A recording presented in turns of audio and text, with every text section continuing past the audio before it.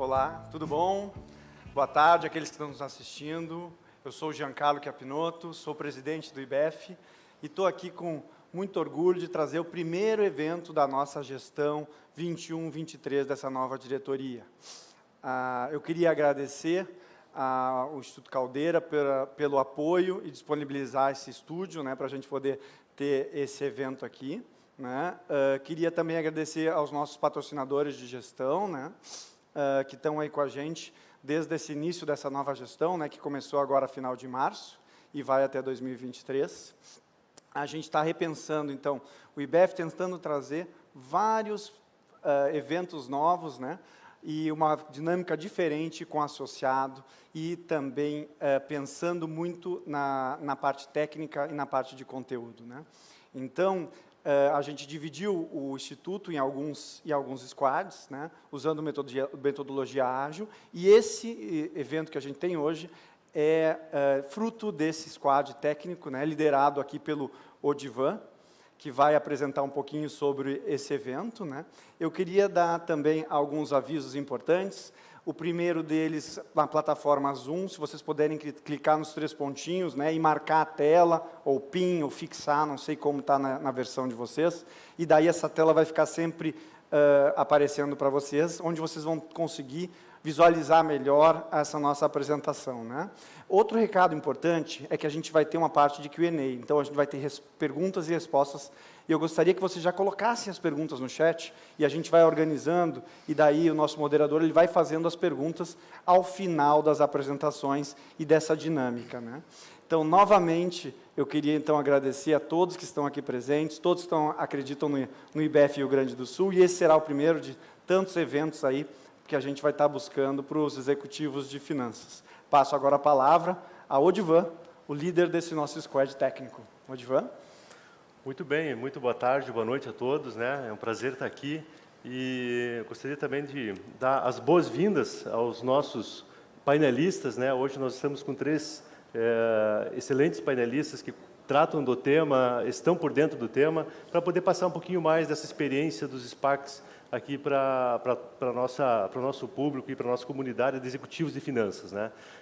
Para quem está acompanhando esse mundo das finanças, sabe que esse termo surgiu recentemente aqui no Brasil, né? Muito fruto daquilo que tem acontecido lá nos Estados Unidos, mas é muito diferente. Nós não temos algo parecido por aqui, mas se ensaia alguma coisa, e eu acho que se cria muitas alternativas de se fazer negócios através desse instrumento novo para nós aqui, não tão novo lá para quem está nos Estados Unidos. Então, hoje a ideia é estar falando com esses nossos 3 convidados, né, para entender um pouquinho mais a fundo como funciona esse instrumento, né, como que isso pode gerar valor, né, para as nossas empresas, para os nossos acionistas, e como que isso pode, eventualmente, ser utilizado aqui no Brasil, seja pelo que já existe de arcabouço regulatório e de legislação lá fora, né, ou seja, eventualmente, esses SPACs sendo aceitos aqui no Brasil. Então, os nossos 3 convidados aqui, que gentilmente aceitaram o convite de estar compartilhando suas experiências, né, é o Caco Souto, né, o Carlos Souto, sócio do Souto Correia Advogados, né, um escritório que atua na área em Porto Alegre, com vários escritórios aí Brasil afora, né, Caco? Temos também o Eduardo Miras, que é o head do Banco de Investimento do Citi no Brasil. Né? O Citi tem uma ampla experiência em levar os SPACs ao público nos Estados Unidos. Então, o Eduardo vai estar compartilhando com nós aí como é que é essa experiência. Né? E o Kira, que é o sócio da área de Capital Markets da PwC, também com experiência na área, e que vai estar compartilhando um pouquinho conosco aqui como que esse instrumento está sendo adotado no Brasil, em que fase nós estamos, se isso vai chegar aqui ou não, e como que pode ser utilizado pelas empresas. Então, o nosso evento aqui está estruturado para nós termos em torno de 30 minutos das apresentações dos nossos 3 painelistas e depois um espaço para o nosso Q&A. Pode ser que passe um pouquinho para cá, para lá, a gente sabe como é que funciona, às vezes a apresentação fica boa, né? fica instigante, então a gente vai dar o espaço aqui para que tudo que for de bom aí de informação que os nossos painelistas possam compartilhar conosco. Então, queria, dando boas-vindas ao Caco, ao Eduardo e ao Kira, né, já passar a palavra para o Caco para fazer já o a sua apresentação aí. Obrigado, Caco. Obrigado a todos aí por estar participando. Muito obrigado, Odivan. É um enorme prazer estar aqui participando deste evento. Vi agora pela abertura do Jean, que é o primeiro evento dessa diretoria, deste mandato, o que me deixa ainda mais feliz com o convite. Queria desejar a vocês, na liderança do IBEF, muito sucesso.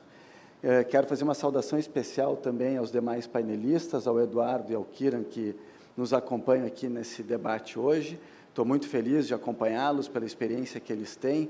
Certamente vou aprender muito. Fazer uma saudação a toda a diretoria, já em teu nome, mas não quero deixar de destacar o Eduardo Stima, que foi um dos que fortaleceu o convite. Um convite do Eduardo Stima, para mim, não é um convite, é um chamado, é um chamamento. Saudar a Fernanda, que está aqui também da diretoria, e o Márcio como patrocinador. É uma honra para mim tê-los aqui assistindo o debate. E mais um comentário também, que só para amplificar o que o Jean disse ao início, Odivan, se tu me permites, de dizer a minha felicidade de estarmos aqui nesse estúdio hoje, no Instituto Caldeira. Para aqueles que não sabem, o Instituto Caldeira fica aqui em Porto Alegre e tem como um dos seus propósitos, na minha interpretação, incentivar a inovação, o desenvolvimento da tecnologia, de novos conceitos e contribuir para a abertura das mentes das pessoas, do povo gaúcho, o povo de Porto Alegre, que é algo muito importante para todos nós. Então, acho que é um aspecto muito importante, uma escolha muito acertada do IBEF, de fazer aqui no Instituto Caldeira. E aí aproveito para saudar o Pedro Valério, que conduz o Instituto com tanta qualidade. Entrando no tema, de maneira mais objetiva, o que eu pensei em apresentar aqui para vocês é o timeline de como funciona um SPAC, né? Como ele começa e como ele termina. E quando eu entrar na primeira etapa do SPAC, eu dou o conceito dele de maneira um pouquinho mais detalhada. Então, assim, as 7 etapas que eu selecionei são compostas da constituição do SPAC, o segundo momento, que é a abertura de capital por um IPO, aí a definição de uma target para receber o investimento do SPAC, uma assembleia de acionistas para deliberar sobre a decisão a respeito desse target, a oportunidade de resgate para os acionistas, a negociação com o PIPE, explicarei após o que isso quer dizer, e, finalmente, a combinação de negócios em sendo exitosa a transação. Sobre essa primeira parte, o que é um SPAC? O SPAC é uma sociedade de propósito específico, não é um fundo, é uma sociedade anônima, inicialmente de capital fechado, seria assim no Brasil. Nos Estados Unidos, o conceito ele é um pouco mais amplo, ou até bem mais amplo, porque a lei americana apresenta o conceito do Any Lawful Purpose. Então, o objeto social da sociedade nos Estados Unidos ele é muito aberto, enquanto que nos Estados Unidos, pela lei das SA, o objeto social ele precisa ser preciso e completo. É claro que no mesmo artigo da lei das SA que tem essa previsão, em outro dispositivo tem a previsão de holding, que permite uma abertura, mas esse é um conceito que gerará debate no Brasil, porque a CVM poderá dizer, como é uma sociedade pré-operacional, se há ou não riscos de inviabilidade ou de temeridade, restringindo a possibilidade de receber novos acionistas ou mesmo de operar, e por isso que haverá sempre discussão sobre o perfil de investidor qualificado. Então, o SPAC é uma sociedade que busca, uma sociedade que é um cheque em branco, né, chamada de sociedade de cheque em branco, que busca atrair investidores, depois de constituída, captando recursos no mercado através, normalmente, aqui a gente está falando de regras de mercado, de comportamentos de mercado e não de regras impositivas, normalmente através de uma abertura de capital de IPO. E o que a gente observa nos Estados Unidos, né, porque no Brasil nós não temos nenhum SPAC ainda listado, é que quando se abre o capital do SPAC, se abre através de emissão de units. E o que são as units? As units são a combinação de ações com bônus de subscrição. E como essa é uma entidade pré-operacional, ela não tem um valuation vinculado a nenhuma atividade pré-existente, arbitra-se um valor, e o que a gente vê normalmente são $10 por units. De novo, composta essas units de ações e bônus de subscrição. Nesse momento, não se tem definição de target. Quem é a target é a empresa onde esse SPAC vai investir. Pode-se, eventualmente, delimitar setor. Não, vou investir em tecnologia, vou investir em alimentos, mas, normalmente, fica aberto né, não se sabe onde será feito o investimento e necessariamente não se indica o target, porque essa indicação poderá impactar no trâmite mais simplificado do IPO. Quando o IPO tem os seus filings e apresenta-se o prospecto, se não tem nada lá vinculado ao tipo de investimento que vai ser feito, por que as pessoas investem? Elas investem pela qualidade da figura do sponsor, daquele que lidera a empresa, seja pessoa física, um fundo e tal, pela sua qualidade. É um empresário de muito sucesso, é uma figura admirada. Então, assim, esse sponsor é um sujeito que causa uma impressão tão boa que eu pretendo deixar o meu dinheiro administrado por ele, porque a chance de eu ter um bom retorno, sendo ele um bom administrador desse dinheiro, existe. Agora, como ele vai investir esse dinheiro no momento que eu aporto o capital, eu ainda não sei e não posso saber. Aqui um problema que acontece, a gente detecta nos Estados Unidos, é que muitas figuras públicas, não necessariamente vinculadas a negócios, acabam sendo usadas para atrair investimento, isso desperta alguma preocupação na SEC. Então, o IPO aqui tende a ser mais simples, né, do que um IPO normal, pela desnecessidade de mais informações a respeito da operação em si. Muito bem, o IPO é feito, é captado o investimento, temos finalmente uma SA agora de capital aberto, com acionistas que são os investidores. O que vai acontecer? O capital desses investidores ele fica vinculado nos Estados Unidos a um trust account, a uma conta trust. No Brasil será um escrow account e ficará lá rendendo juros. Nos Estados Unidos não tem previsão de tipo de investimento, pode ser mais agressivo ou não. Essa é uma condição que certamente impactará o investimento, porque idealmente deve ser um investimento de menos risco para permitir o resgate desse capital lá na frente. E aí a administração da empresa decidirá, com o recurso obtido, por escolher uma target e fazer o investimento. E normalmente tem um prazo, que é usualmente de 2 anos, de 24 meses, para definir esse investimento.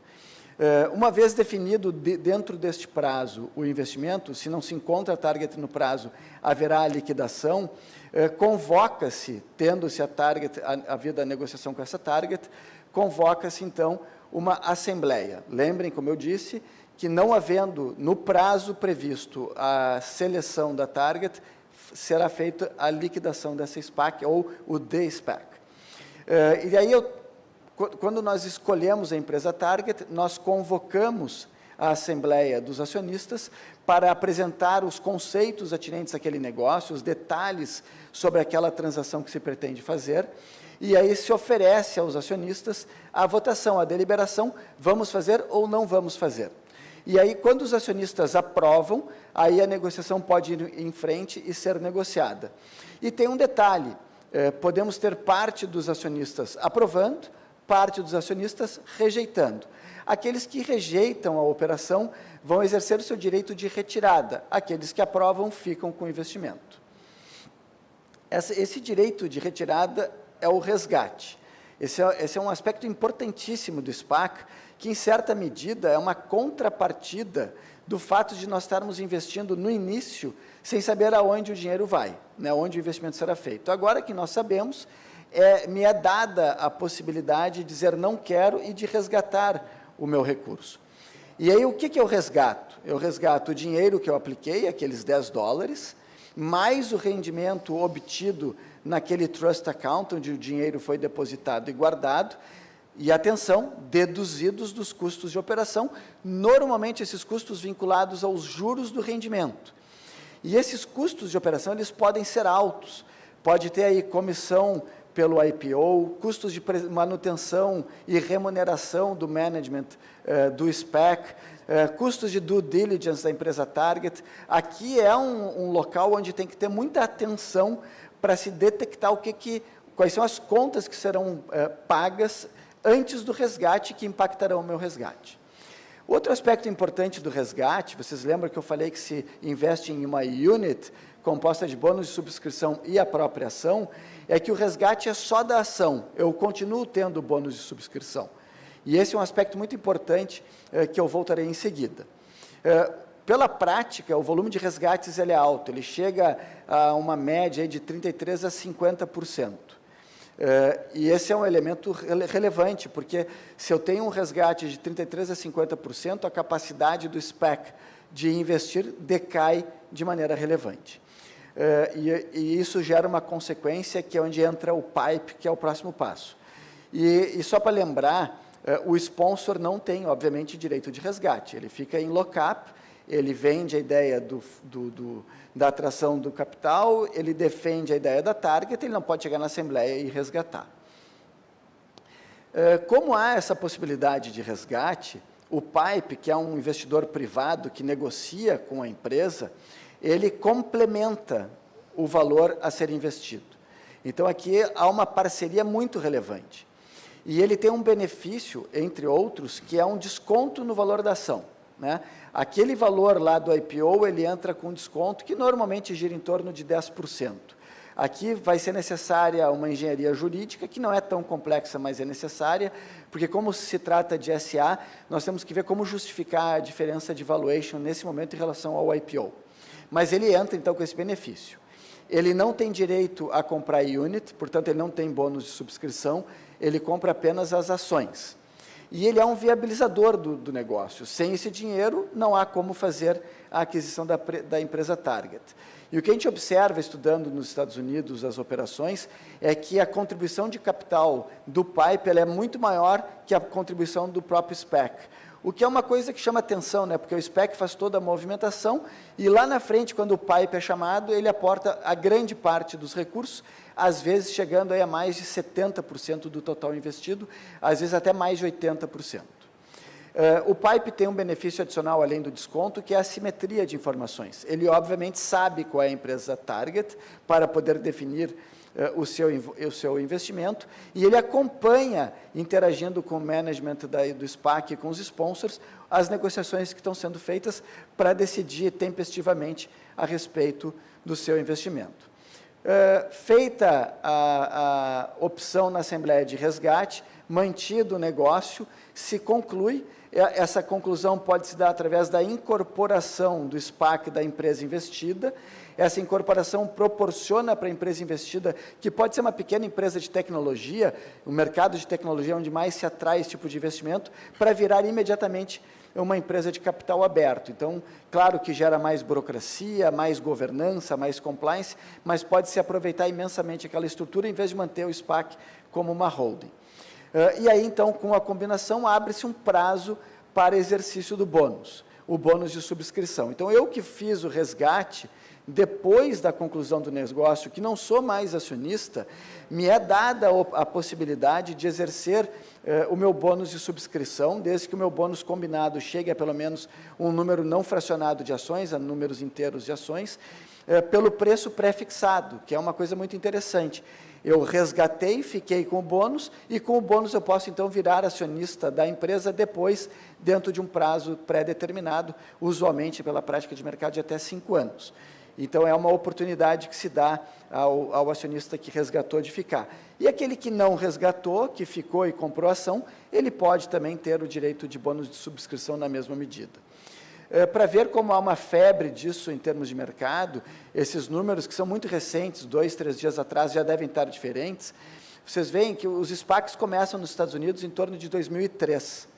Nós temos SPACs buscando target no mercado, hoje, no número de 428. Dessas 428, 308 são só de 2021. E eles têm 138 bilhões de dólares, um pouquinho mais disponíveis. Desses 138, 100 bi praticamente foram levantados, captados agora em 2021. Então, claramente, o excesso de liquidez, taxas de juros mais baixas e falta de alternativas para investimento estão fortalecendo esse tipo de novas ideias e novos conceitos, mesmo sendo um cheque em branco, como eu já falei. No Brasil, rapidamente, não tem regulação, mas não tem vedação expressamente dito pela CVM. Existe uma audiência pública aberta que não trata desse tema, mas trata também dele. Há uma comissão da Anbima formada por 15 pessoas que está debatendo o assunto, e eu creio que um dos painelistas vai tratar sobre isso daqui a pouco. Se tem uma expectativa de uma regulamentação de curto a médio prazo, mas ainda há muitas questões jurídicas no Brasil a serem enfrentadas. Destacando aqui 2 aspectos entre benefícios e riscos. Nos benefícios, é uma ferramenta democrática porque permite uma atração de capital a mais empresas que não são muito vistas e vão ser prospectadas pelo SPAC, e tem a possibilidade de rendimento, de resgate, desculpem, com a preservação do bônus, como eu falei. E como um dos riscos principais é a escolha errada do sponsor, mas, sobretudo, o ser um cheque em branco.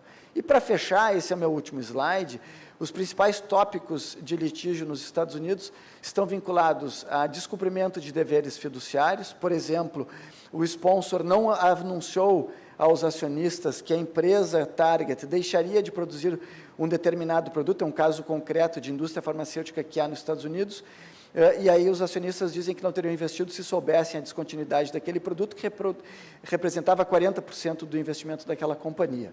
Uma outra, a empresa Target não teve non-compete dos seus sócios e do seu management com o SPAC, saíram e montaram um negócio concorrente. Conflito de desinteresse por desalinhamento entre management, sponsor e acionistas e a empresa, termos e condições pouco claras do próprio SPAC, e, para fechar, Odivan, uma sensível diminuição de valor da companhia resultante do D-SPAC, como houve concretamente no caso do Wozniak, que projetou um valuation de $6 para os acionistas, que entraram com $6 projetando um crescimento e saíram com 60 cents. Não houve, não sei se houve litígio, mas é um exemplo de frustração do investimento. De minha parte, era isso. Desculpa se me excedi aqui. Não, é tá muita excelente. Informação a ser compartilhada. Tá excelente.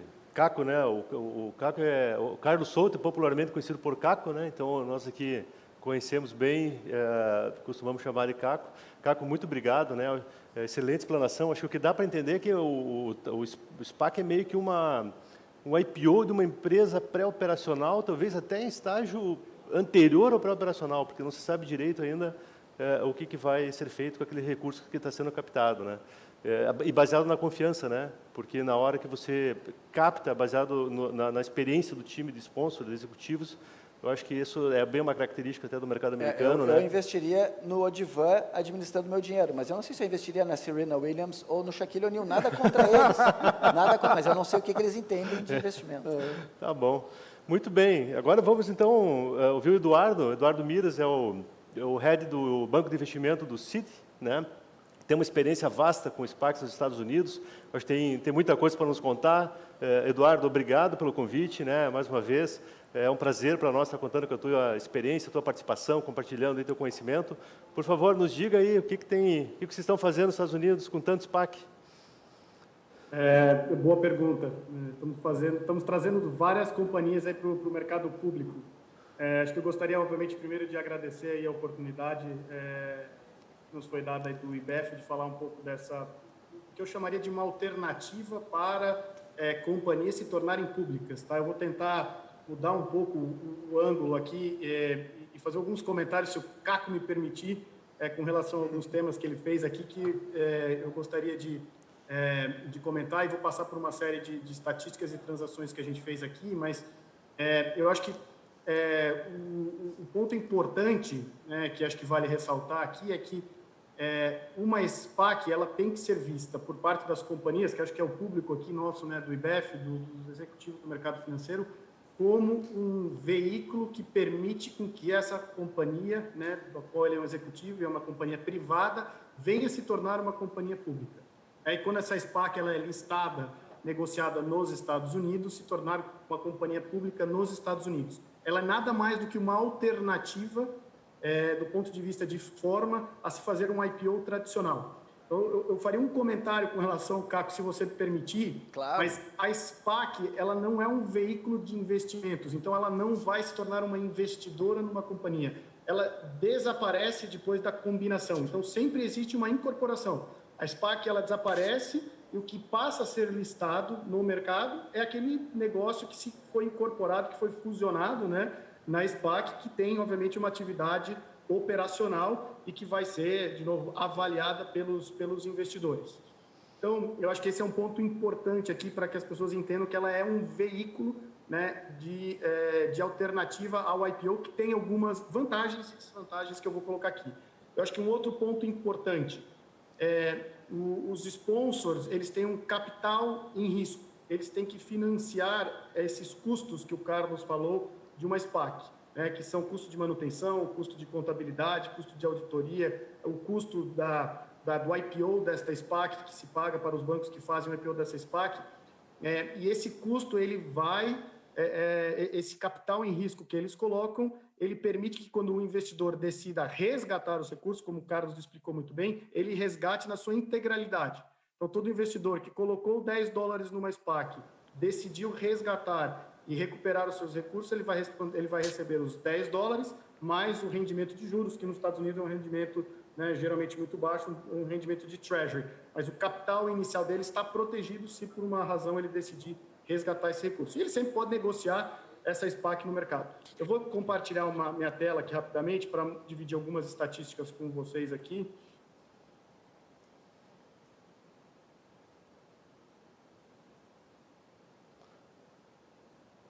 Então, o que a gente chama aqui, né, da era de ouro das SPACs, né? Acho que, como foi mencionado, as SPACs já existem há muito tempo nos Estados Unidos. Era, eu diria, aí, um produto de nicho, que captava volumes que já eram consideráveis aí todo trimestre, como vocês podem ver, entre 2 e 3 bilhões de dólares ao ano. E a gente viu a explosão desse mercado, principalmente aí no terceiro trimestre do ano passado, onde se capturou 33 bilhões, né? No primeiro trimestre desse ano se captou aí 96 bilhões, em função de uma série de fatores, alguns que o Caco mencionou, a baixa taxa de juros, que gera uma liquidez e uma oportunidade de investimento com custo de oportunidade baixo para os investidores, uma rentabilidade adicional, que acho que foi muito bem explicado também, via o bônus de subscrição, né? O warrant, que esses investidores que investem na SPAC têm direito, e o que eu disse, uma oportunidade de investimento em IPO com risco zero. Quer dizer, o investidor ele deixa o dinheiro lá no trust e tem a oportunidade de decidir se quer ou não investir no IPO de uma companhia quando essa target identificar um target, né? Quando essa SPAC identificar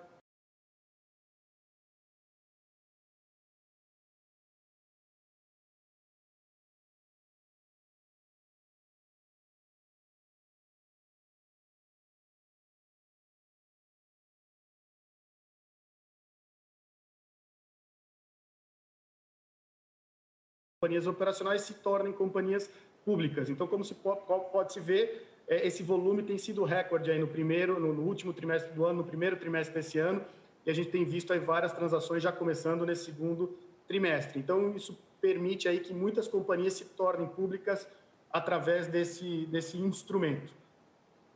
Acho que o Carlos botou aqui um pouco das estatísticas, elas são muito semelhantes, né?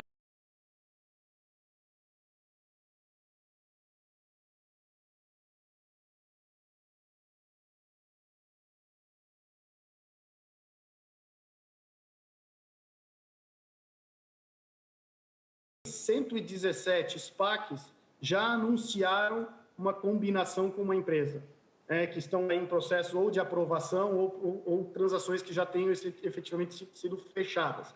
Isso nos leva aqui a um total de 416 SPACs, com quase 140 bilhões de dólares procurando ativos. Muitas delas já procurando ativos aqui também no Brasil, e depois posso comentar um pouco disso. Quer dizer, companhias brasileiras que sejam companhias prontas para serem companhias listadas no mercado americano podem ser alvo aí de uma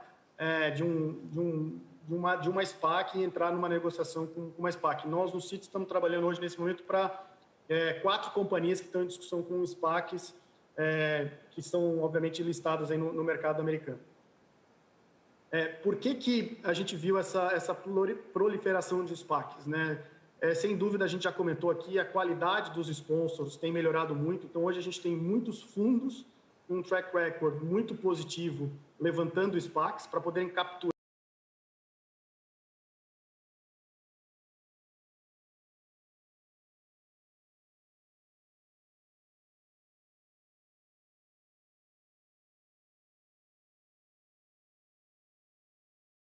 que fez que as transações negociassem bem no mercado secundário. Obviamente, existem transações que negociaram para baixo, como o Carlos mencionou, mas como acontece em qualquer IPO, tem negociações, companhias que negociam para baixo, companhias que negociam para cima.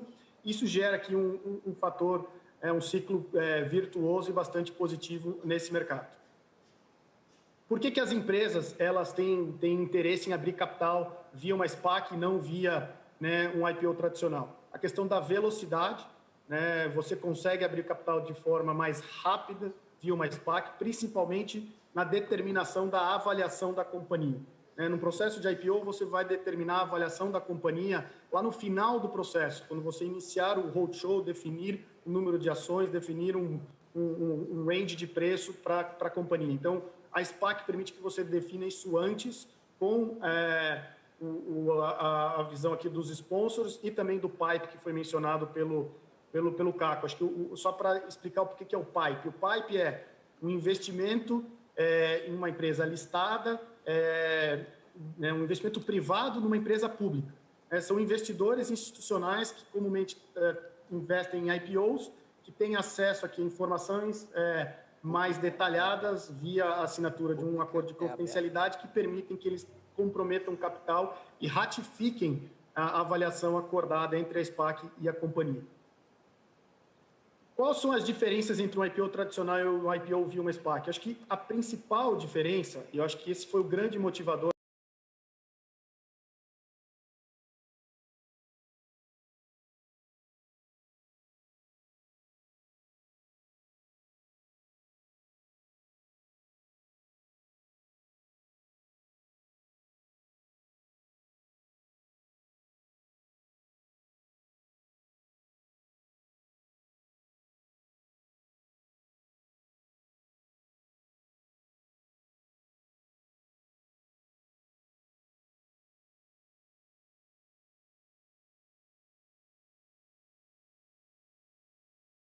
comentar aqui que se uma companhia, no contexto de um IPO, faz uma projeção e não entrega esses resultados, no mercado isso vai abrir uma brecha muito grande para os investidores buscarem um ressarcimento e entrarem aqui em litígio com a companhia.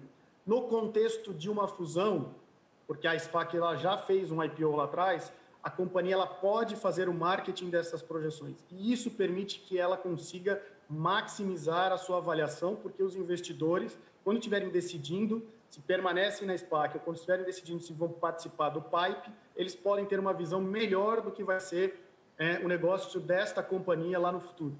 Isso é muito importante para quê? Para indústrias de altíssimo crescimento. Então, vocês vão ver que o principal target das SPACs são indústrias de altíssimo crescimento, principalmente no setor de tecnologia, ou companhias que passaram por uma disrupção em função da pandemia. Eu dou o exemplo de uma cadeia de restaurantes que foi muito impactada durante a pandemia, mas que vai ter um resultado muito melhor nos anos futuros e ela precisa demonstrar isso para os investidores, ela quer vender essas projeções. No contexto de uma fusão com uma SPAC, ela pode fazer isso.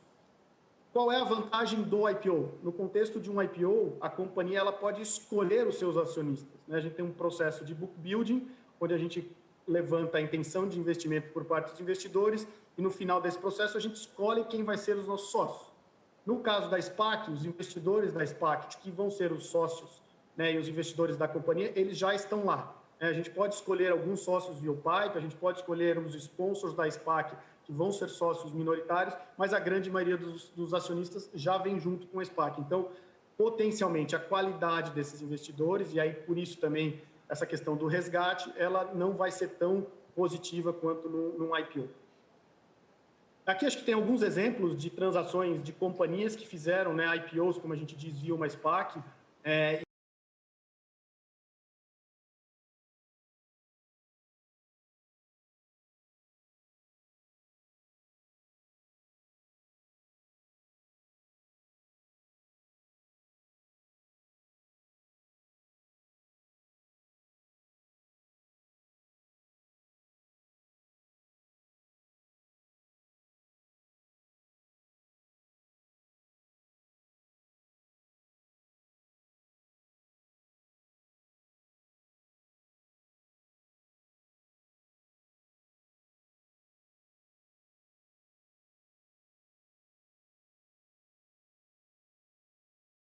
de grande renome, de grande tradição no mercado de investimentos, principalmente no mercado de private equity, de indústria de alto crescimento, como SoftBank, Thoma Bravo, Dragoneer, Altimeter, são investidores aí muito renomados na indústria de tecnologia que levantaram SPACs e foram atrás de companhias como essas companhias que estão aqui do lado direito, como Lucid, SoFi, que é um banco digital, Opendoor, Billtrust, que também é uma empresa de fintech. Então, vários setores aqui de altíssimo crescimento E como vocês podem ver, as métricas utilizadas, diferentemente de métricas de EBITDA, de preço-lucro, em boa parte dessas situações são métricas em cima da receita projetada, que são, de novo, indústrias aí de altíssimo crescimento, que são trazidas a mercado aí via essas SPACs.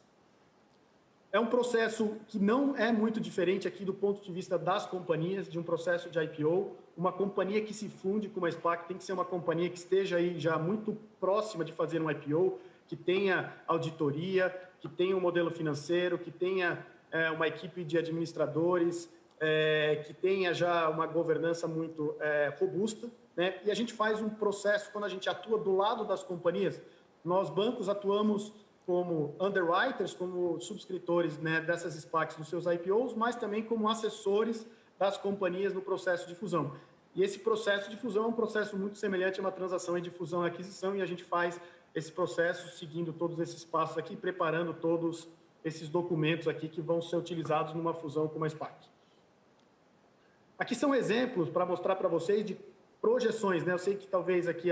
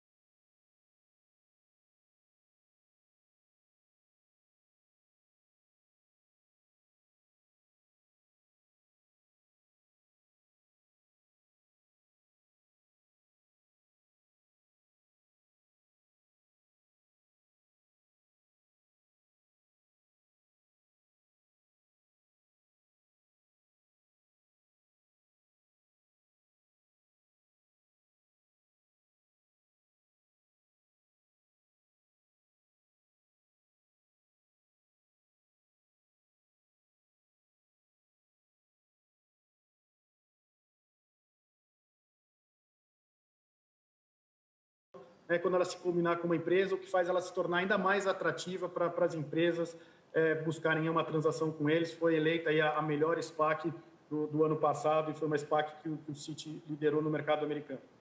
E aqui, talvez, um exemplo de uma transação que teve aí bastante sucesso, né? O Virgin Group, do famoso Richard Branson, levantou uma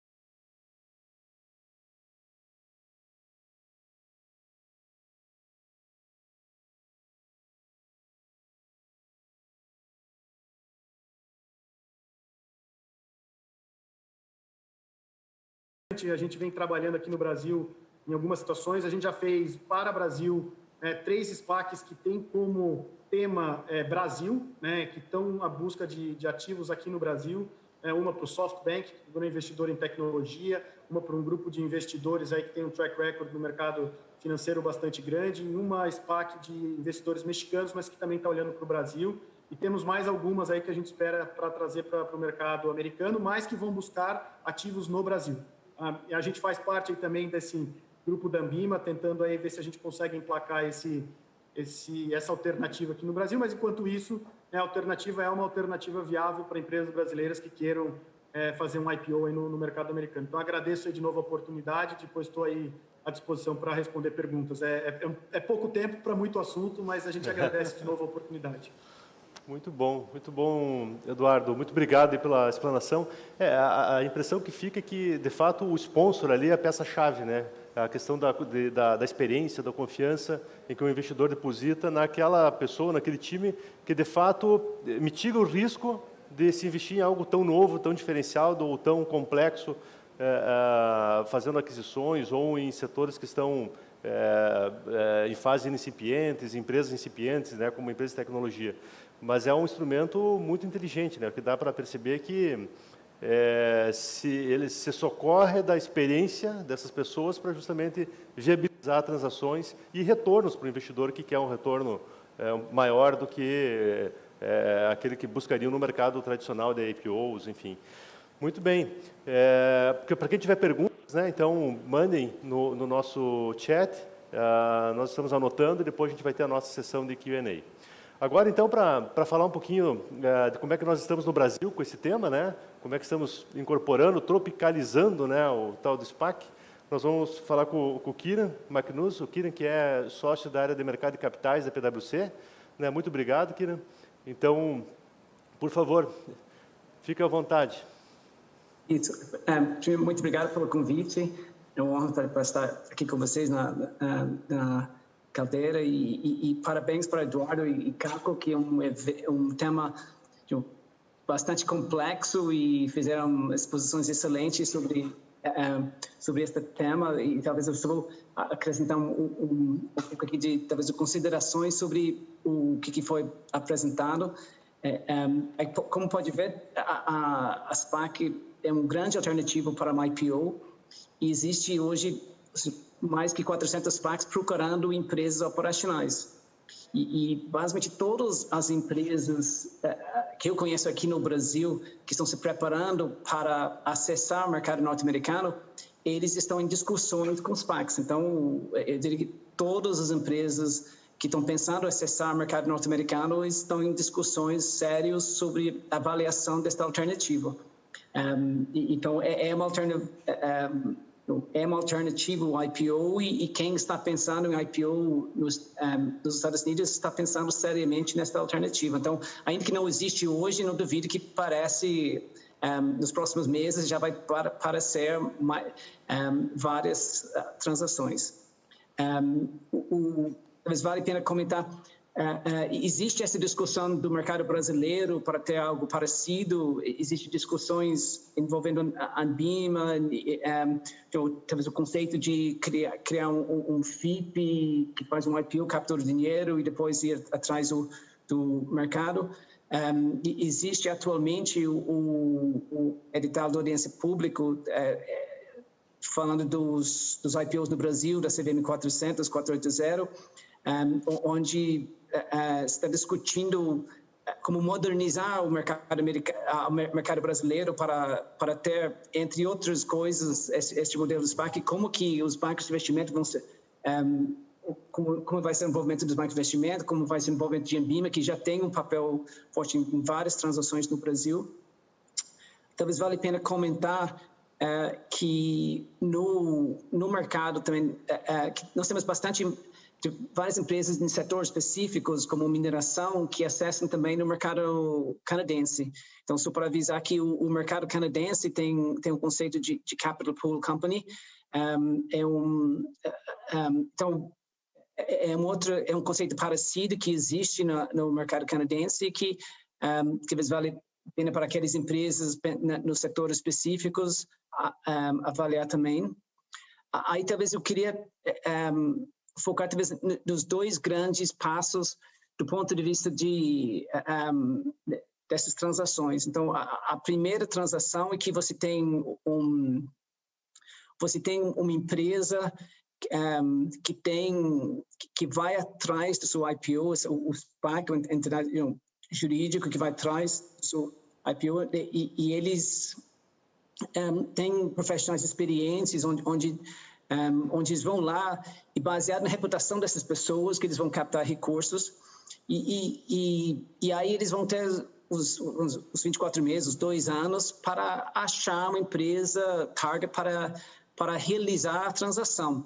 Então, ou seja, nós temos atualmente mais que 400 SPACs que já captaram dinheiro, agora estão na busca de empresas operacionais para investir. E aí, do ponto de vista, talvez, das empresas brasileiras, tem várias empresas brasileiras operacionais e que eles estão na mira dessas SPACs como sendo targets dessas SPACs. Mas talvez um ponto importante é como que essa transação acontece.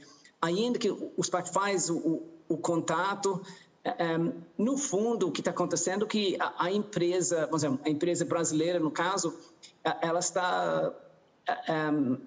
vai entregar, sei lá, 20%, 25% das ações dela para essa SPAC e ela vai se listar no mercado norte-americano.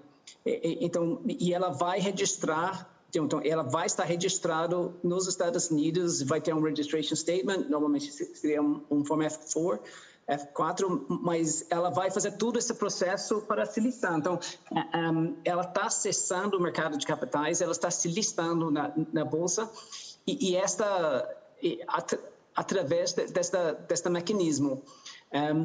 Eu acho que as apresentações foram muito legais e ajudaram a frisar os principais pontos. Agora, tem muito material sobre essa transação, tem várias complexidades e desafios nisso, e nós temos as complexidades desde a empresa SPAC, porque ela precisa usar o nome dos sponsors para ir lá no mercado para captar recursos, você vai captar recursos, ou seja, basicamente na confiança da sua capacidade para investir depois. Então, eles não têm operações, como se fosse tipo blank check companies, captando esses recursos, com essa promessa para tentar investir isso em 2 anos.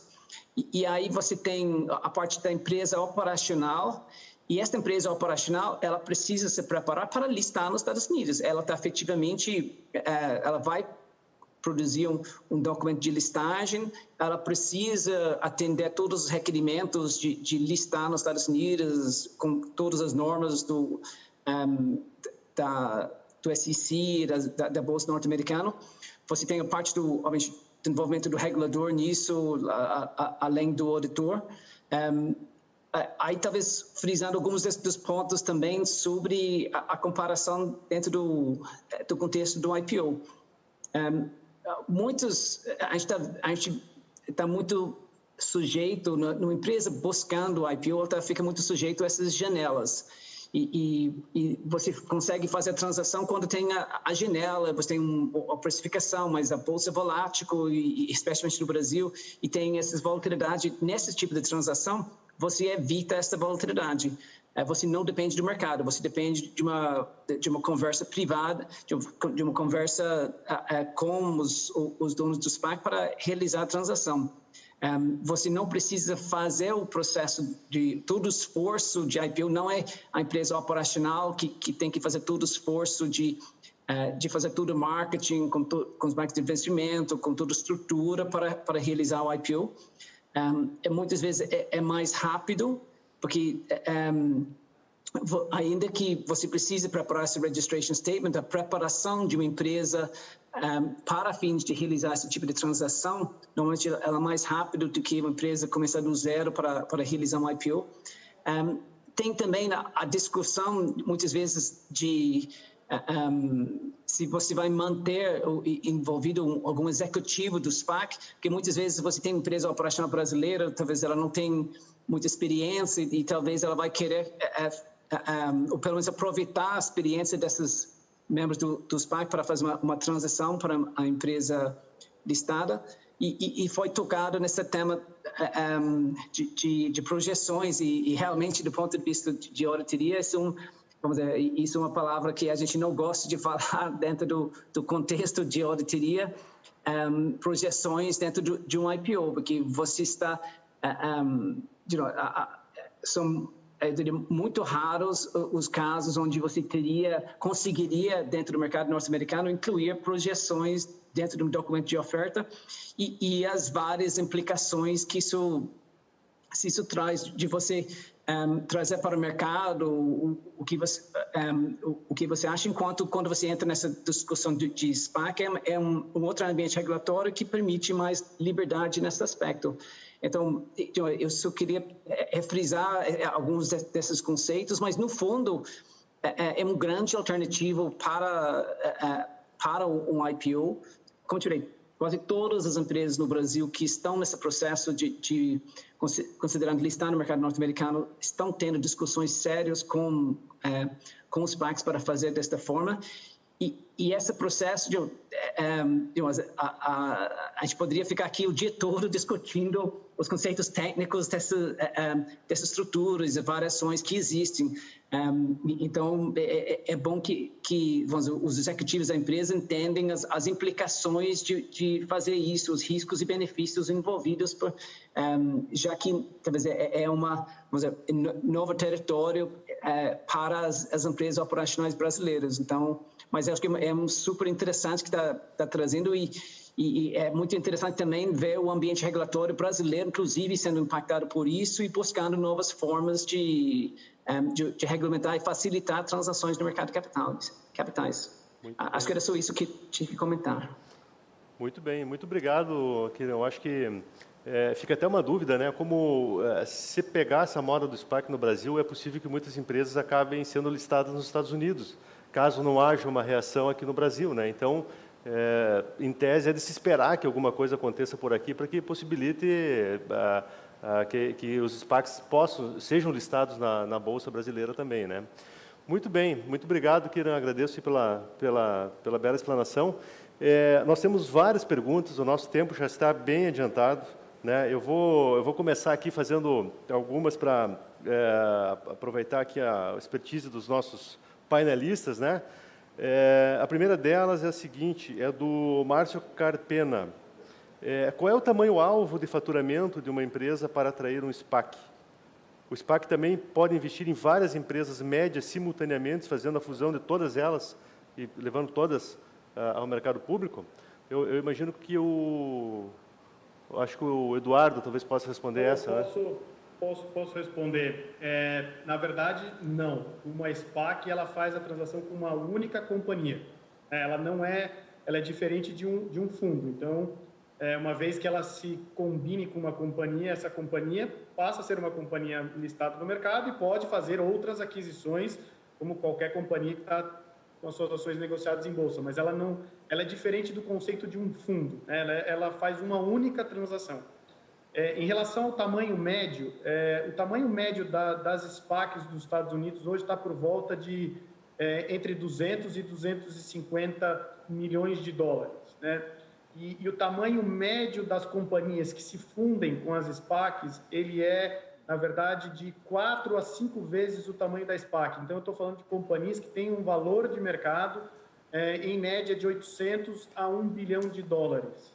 Então, a gente está falando aí de companhias já relativamente grandes e por isso que eu digo que são companhias que têm que ter já uma escala, um tamanho e uma maturidade para serem companhias listadas no mercado americano. Então, eu acho que essa é uma estatística aí importante. Companhias menores, elas vão ser muito diluídas. Você tem que sempre olhar para a SPAC como ela sendo o free float de uma companhia listada, né? Uma companhia que vai fazer um IPO aqui no Brasil, pelas regras do novo mercado, ela tem que ter um free float mínimo de 25%. Então, um exemplo, uma companhia que tem um valor de R$1 bilhão aqui, hipoteticamente, quando ela for fazer um IPO, ela tem que ter um free float aí de 250 milhões de reais, né? Então, de 25% do tamanho do seu valor de mercado. Então, a SPAC ela acaba sendo equivalente ao que é o free float de uma companhia. Então, por isso a gente tem essa regra aí que, basicamente, uma SPAC ela procura companhias que sejam de 4 a 5 vezes o valor de dinheiro na SPAC. Tá? Certo. Caco, gostaria de... Eu acho que a explicação do Eduardo é claríssima, está muito boa. Inclusive, ele comentou durante o início da apresentação, porque na minha apresentação eu falei, né, na consolidação ou na possibilidade de ser uma holding. E, claramente, né, o SPAC é um special purpose para aquisição, e é exatamente o que o Eduardo comenta. A minha única dúvida, até queria perguntar para o Eduardo, porque o Citi é um player super importante nesse mercado e está acompanhando na Ambima as discussões, é que, assim, esses valores que a gente está acostumado a ver nos Estados Unidos, de target médio, 250 a 300 milhões de dólares, como um percentual minoritário do todo, eles certamente têm repercussões diferentes no Brasil pelo tamanho do mercado e o valuation das companhias.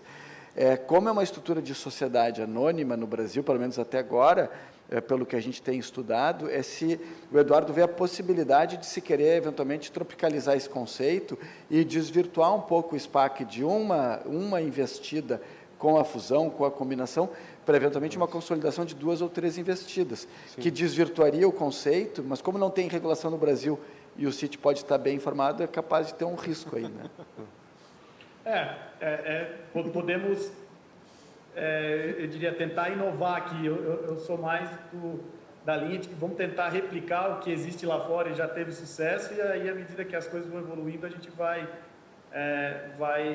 replicando. Mas eu acho que o conceito né, no final eu continuo batendo aqui nessa tecla, é uma alternativa ao IPO. Ela é um processo de IPO do ponto de vista de cronograma invertido, né? Porque você negocia a avaliação, depois você faz o processo de marketing e burocrático aqui de registro com o regulador. No IPO você faz o registro com o regulador, o processo de marketing e aí a avaliação. Mas é uma história cujo fim é o mesmo. É uma empresa listada no mercado americano, seja ela brasileira, chinesa, japonesa, europeia, mas eu acho que o conceito de mais companhias aqui acaba se transformando muito mais num fundo, né, que vai consolidar. A gente já viu isso aqui no Brasil, né, que são aquelas histórias dos roll-ups, né, que várias companhias se juntaram, criaram uma holding, fizeram um IPO desta holding. Tiveram algumas histórias de sucesso, outras nem tanto, mas eu acho que a gente pode voltar a ver isso aqui no Brasil, mas uma estrutura que já existe, que já foi feita aqui, que é diferente da SPAC. Muito bom, muito bom. Temos outra pergunta aqui, eu acho que essa aqui o Kiran, que você pode nos ajudar, e é bem interessante, né? Qual é a remuneração geralmente paga ao sponsor em stock options? No fundo, assim, qual é o alinhamento de interesses, né, que existe entre o sponsor e os investidores e a empresa investida, né, através da remuneração? Então, normal, e Caco e Eduardo, vontade de complementar isso, mas basicamente os sponsors, eles têm, vamos dizer, remuneração via duas coisas, basicamente, via as ações, porque eles têm ações na empresa, e na hora que fazem o SPAC, eles ficam com uma participação, e também com os warrants, que eles poderiam exercer. Então, eles virem ser investidores nesse processo e ter benefícios através disso. Obviamente, você poderia ter outras alternativas de remuneração variável, mas o básico, pelo menos para mim, seria a forma de investimento e participação que eles teriam através das ações e dos warrants. E, de novo, eles que estão levantando, porque eles estão indo lá levantando dinheiro e vamos dizer, realizando a transação, tanto que eles realizam a IPO e, além disso, eles vão atrás e achar a empresa operacional para realizar o DeFi na sequência.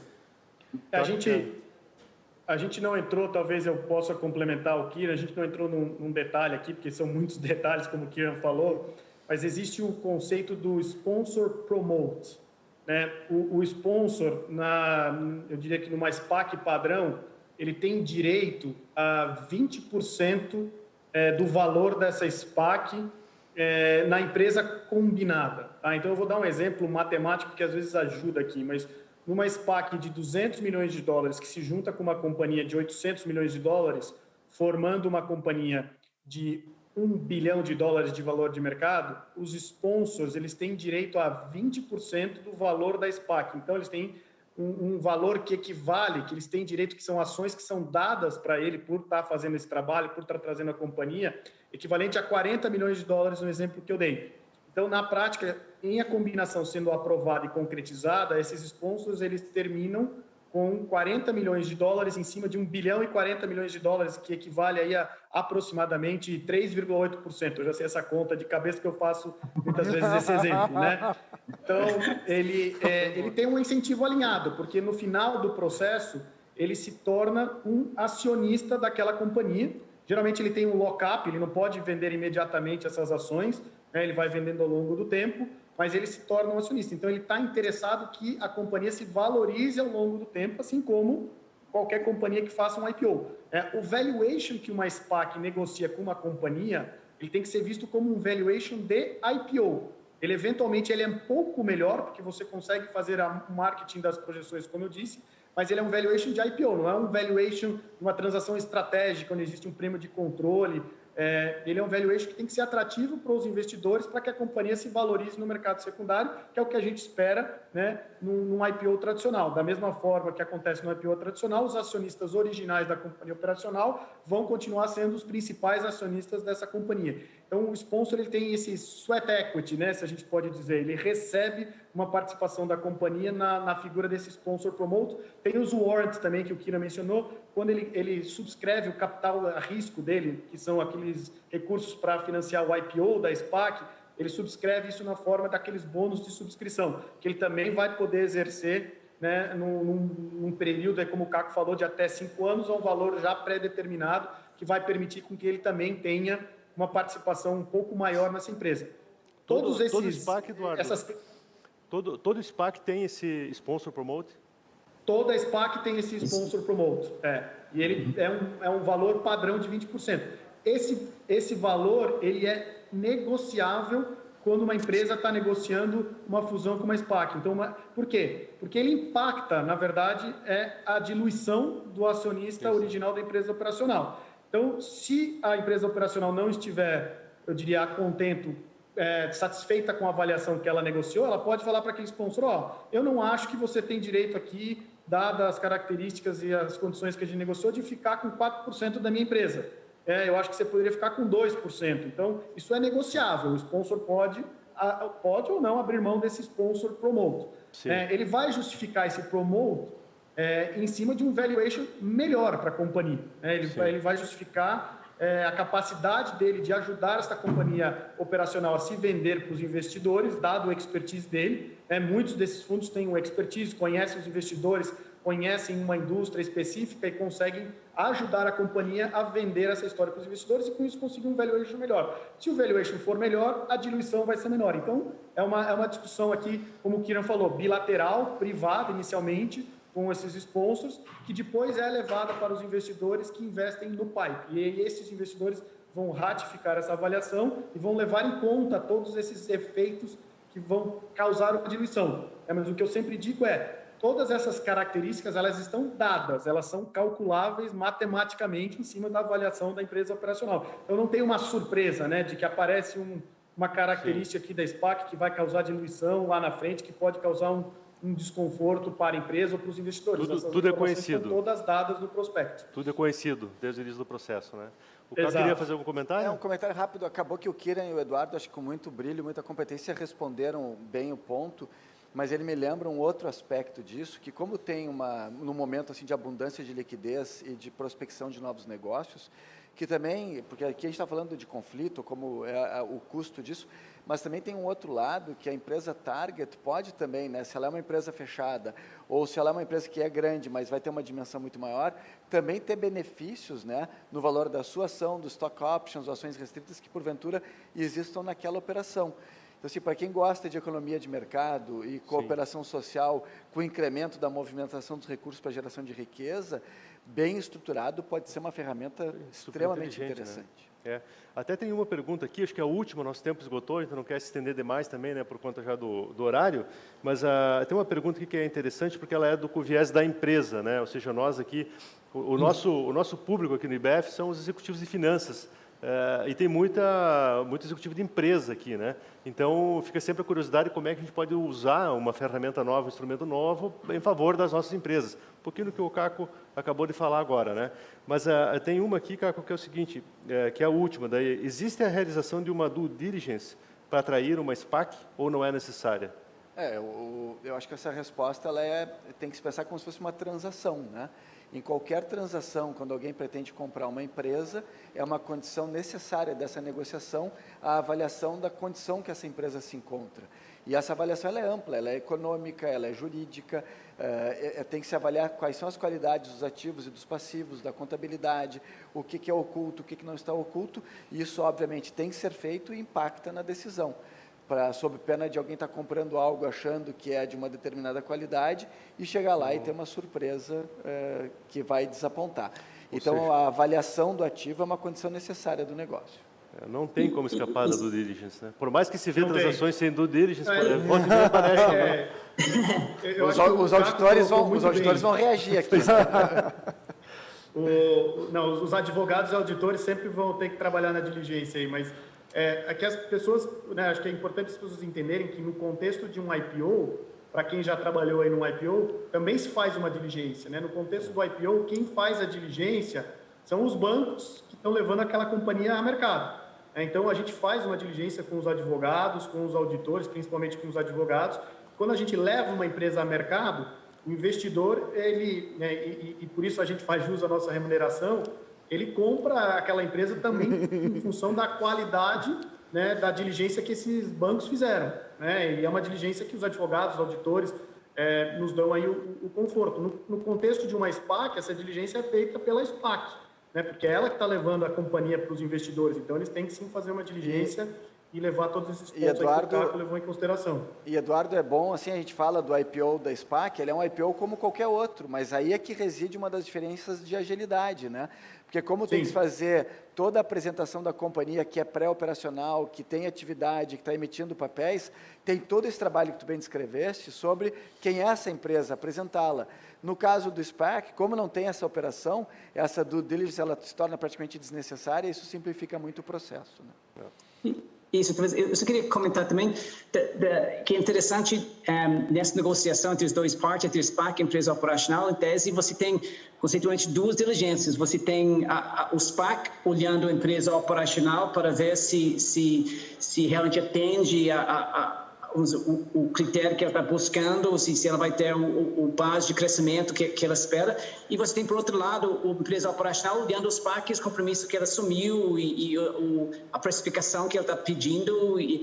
Então, você tem a diligência dos dois lados, do ponto de vista da empresa operacional. Tem muita empresa, as maiorias das informações são públicas, para empresas já listadas, os contratos são públicos, muito mais fácil do que o trabalho do SPAC, que tem o trabalho mais...